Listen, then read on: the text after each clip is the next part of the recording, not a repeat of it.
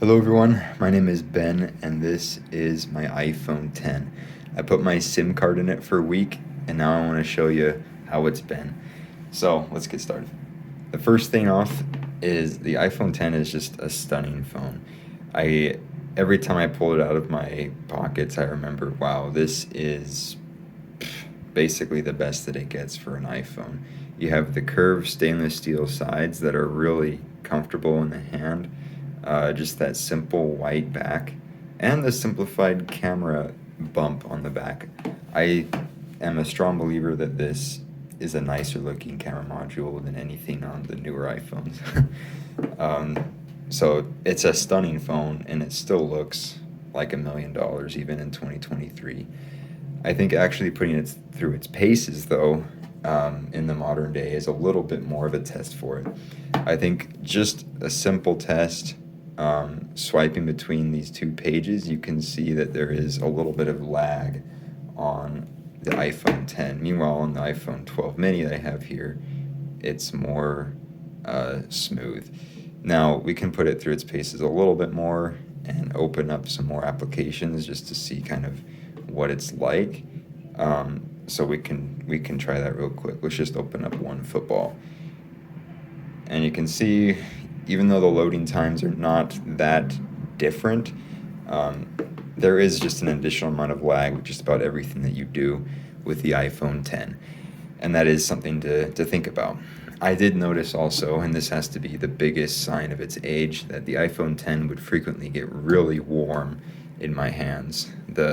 Just doing basic things like going through my email or going through something on the internet or going through basic applications like my reminders or my calendar, I would feel it get warm behind my hand. And that to me is just a sign that it's getting old and it's starting to, the processor can't keep up with the basic things in 2023. Now, it is still a powerful phone and it can do just about anything you throw at it. If you look at the Geekbench scores on it, it's more capable than even a lot of new Android phones. But still, if you're comparing it to a new phone or a newer iPhone, it's just gonna not be able to keep up. And one of the other biggest points of comparisons has to be the camera. Now, right before this, I took a couple of test shots. I'll bring those up. So here is a test shot. This is the iPhone 10, just taking it right out my window, and then the iPhone 12 mini. Now I'm going to adjust my camera a little bit so it's a little bit closer, and let's show you all a little bit closer how both of these pictures look. So if we zoom in really close on the iPhone 12 mini into the car grille right there, you can see there's a lot better detail on the 12 mini just in those little steps in the car grille versus the iPhone 10.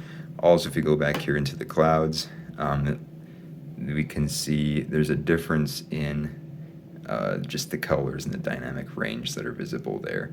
It's more apparent as we zoom out, but I just think that the iPhone 12 mini captures the different contrast in the colors there a lot better than the iPhone 10 does. Now, if we go back to, let's just do an indoor photo here.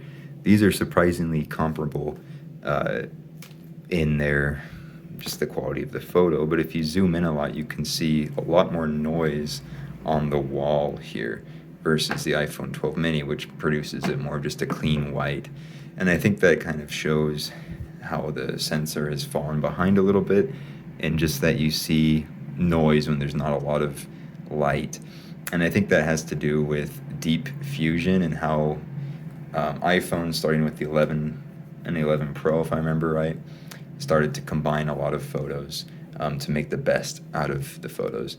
Now, if we look at my selfie that I just took like 30 minutes ago, you can see a similar thing here. Just this skin looks a lot better on the iPhone 12 mini selfie versus the iPhone 10. So in conclusion, I mean, this is still a pretty solid shot. It's still a good picture, but the iPhone 12 Pro or the mini here just is a far more detailed shot when you zoom in.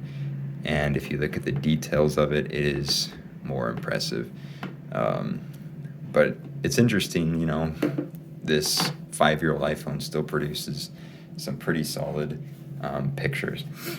Now, on top of that, of course, my example here has a used battery. It has 85% battery health. You can see that there. But the battery life on it was only about 3 hours of screen on time max, which actually isn't too much worse than a 12 mini.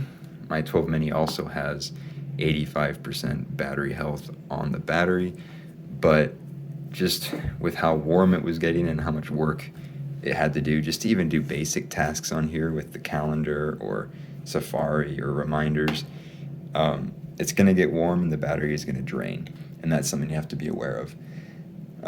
Outside of that, though, there are some simple little joys of the iPhone 10 that I think we've lost with newer iPhones. And I think the first thing has to be, like I mentioned earlier, just the feel and hand of it. I'm a strong believer that these curved sides are so much more ergonomic than the flat sides. It just fits in your hand and feels comfortable in a way that the 12 mini simply doesn't, and any of the newer iPhones for that matter too. Another thing is Force Touch, or rather 3D Touch. There's something really special about just being able to push on these buttons, and based on the amount of force that you put into it, it clicks it in. Meanwhile, on any newer iPhone, as you know, you have to push it and wait, and it just doesn't have the same level of satisfaction as 3D Touch does. Now, I probably sound like an old broken fiddle if I say that. It's old news, but I do think that 3D Touch is something that we miss, and I hope Apple brings it back in some form or fashion in the future. So that's just one of the little joys of this phone. Now, just in closing, I think this is a stunning phone. It really is a joy to use, but I think in 2023 I definitely wouldn't buy it. I wouldn't seek it out unless just as kind of a collector's item or just a fun toy to have on the side. I bought this phone for under $200, is around $150, and I bought this iPhone 12 mini for about $250. And I think for the amount of improvements that you get in the iPhone 12 mini, it's well worth that extra cash in 2023. You're just getting so much more here. You're getting ceramic shield that makes the screen more durable if you drop it. You're getting a far faster processor. You're getting a far better camera.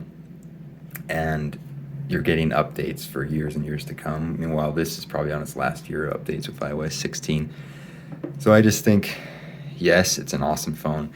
Yes, it's probably the most beautiful iPhone ever made, in my opinion. But its days are numbered, and I think there's only so long that it can go for being such a special phone that it is.